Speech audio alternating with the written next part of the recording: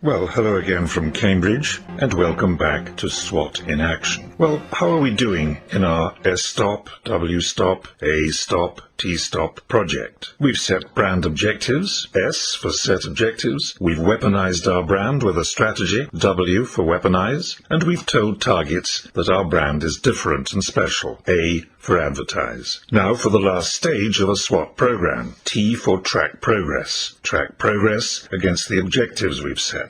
So let's revisit those objectives. We set two must-have objectives for every brand: build brand loyalty and build brand asset value.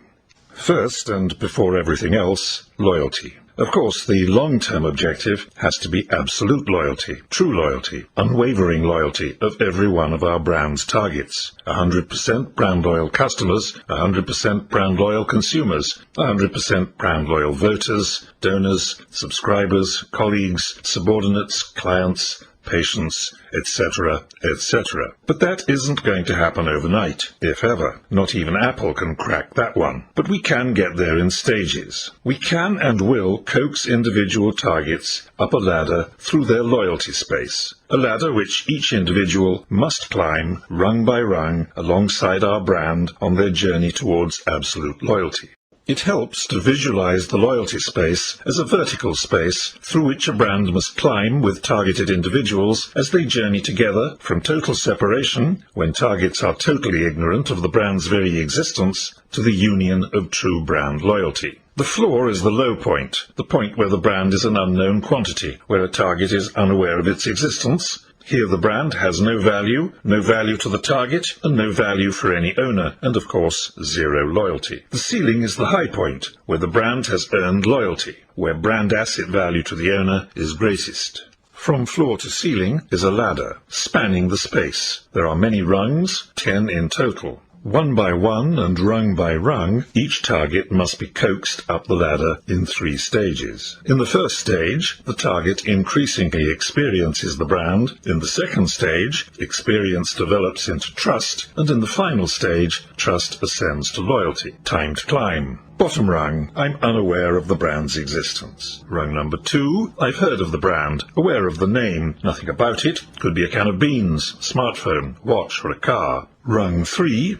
knowledge. I've heard of the brand and know something about it. It's a soft drink, a pair of shoes, mobile phone, a band, an influencer, a person. Rung 4, positive brand attitude. More than knowledge. I like what I hear about the brand. I haven't tried it yet, not even the intention to engage actively. That comes next. 5, intention to try the brand. By actively engage. I intend to experience the brand for myself. Of course, we don't always do what we intend to do. Intention isn't action. That is the next rung. Rung 6 is the big step, the real commitment. I buy the brand. I acquire it. I actively engage. I invest something of myself in it. If I like it, I pass to rung 7, and trust can start to build. Rung 7, satisfaction with the brand. I've used it. I like it, which encourages me to try it again, and I may pass to rung 8. Rung 8, reuse, repurchase, repeat experience, re-engage. Am I as happy as the first time? Not necessarily, but if I am, I will repeat rung 8 and move towards rung 9, sustained satisfaction with the brand. On rung 9, sustained satisfaction, growing and continuously reinforced trust will carry me to the very top of the ladder, the high point of the loyalty space, brand loyalty. Let's look at a real-life example. How one ordinary dad, that was me a few years ago, climbed the rungs of the loyalty ladder with Vans shoes. Vans is a well-known and respected brand, but not to this dad until the teenage daughter says she wants new shoes. And that's the starting point. Let's call it the floor. The target, the ignorant father, has no brand awareness at all. He wants to buy his daughter a pair of shoes. Any shoes will do. I'm on rung 1. When the daughter says it has to be Vans, or I leave home, I love them, best shoes on the planet, I become aware of the brand's existence. Rung 2 on the ladder, brand awareness. But all Dad knows is a brand name for some shoes, nothing else about them. Vans shoes. I do a bit of research. Vans were California skateboard shoes originally, now made in India and China. What isn't? So I climb onto the brand knowledge rung. I'm on rung number 3. I look at Van's advertising, ask other parents. They seem to be good quality, well-made, durable, stylish, cool. I'm developing a positive brand attitude. I'm on rung 4. Okay, I'm convinced. I will buy them for my princess, who of course deserves only the best. Purchase intention, rung 5. And in due course, I take out a mortgage and buy our first vans. Real purchase, active engagement, rung 6. They are good. They look good on her feet. They're tough, clearly well made, deliver what they say on the tin. We are satisfied. We're on the satisfaction rung, rung 7. We buy another pair. Repeat purchase, rung 8. They're good too, and the next pair, and the next. Sustained satisfaction, rung 9. And so we develop into loyal targets of brand Vans. My wife now has several Vans golf shoes. The daughter loves Vans. The wife loves Vans. I love Vans. We will undoubtedly buy them again. We are loyal.